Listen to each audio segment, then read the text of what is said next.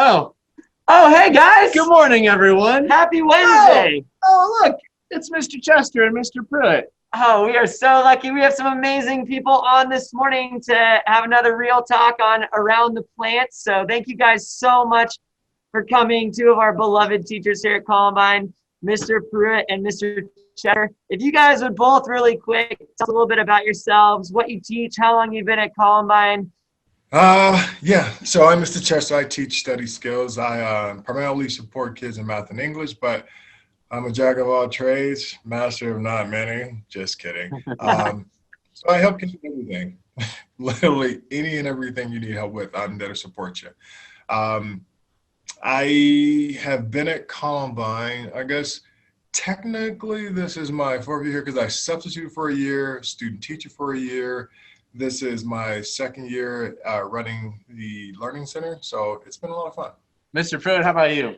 Obviously, I'm Mr. Pruitt. I teach English at Columbine High School. Currently, right now, I'm teaching the sophomore class for honors English, and then the CCV class for seniors. This is my 22nd year at Columbine High School.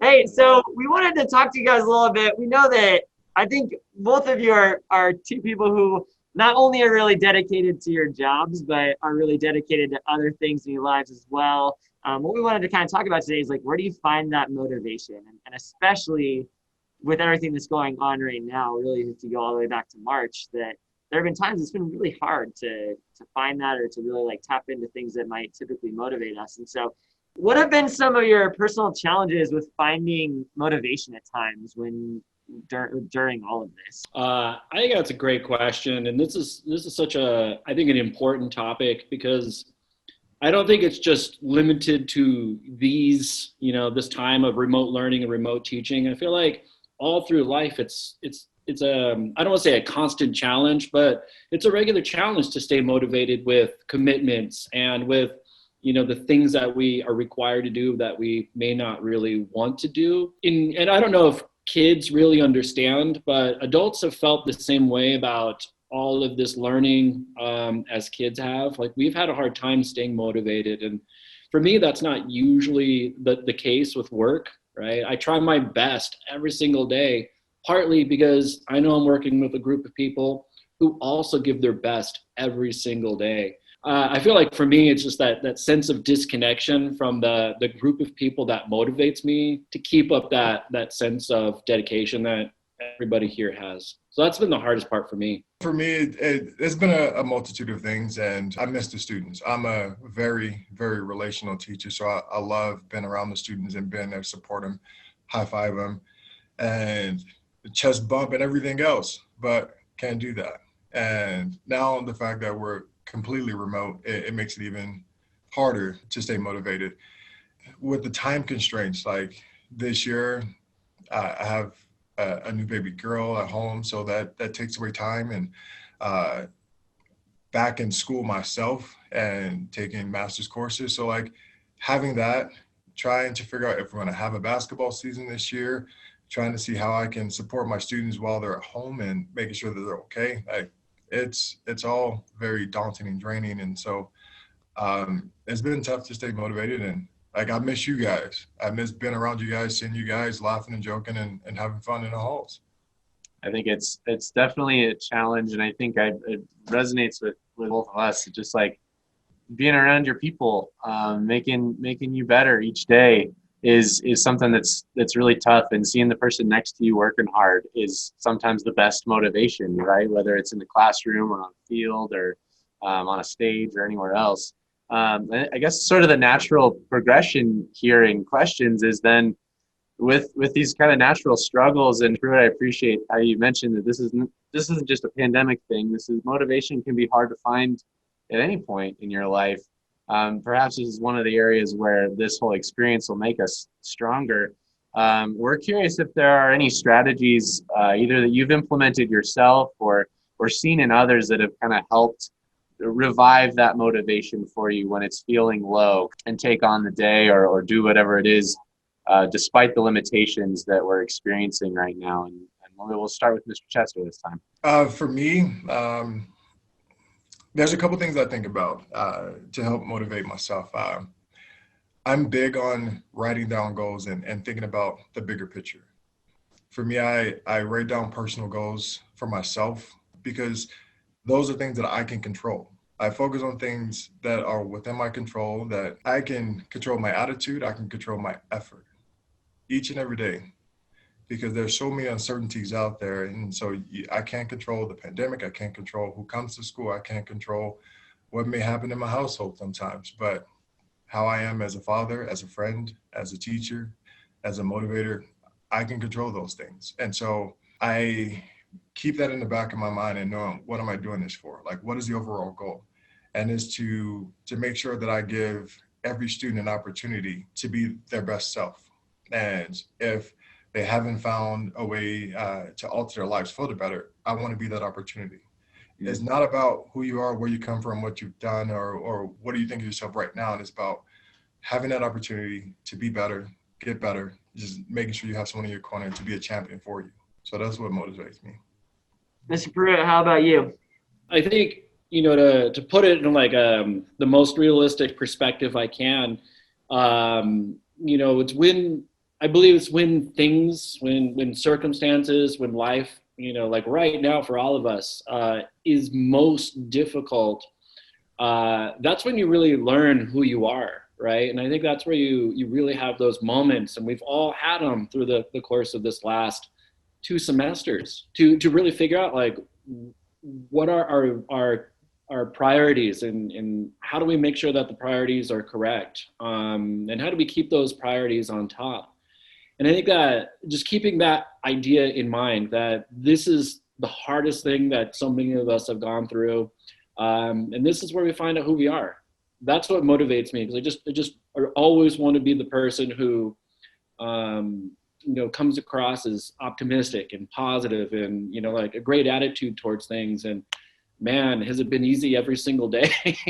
Absolutely not. But these are the times when I feel like just finding that outlook, and finding that that attitude towards life is so key and so critical. And I think that consistency of character is really what's motivating me through this.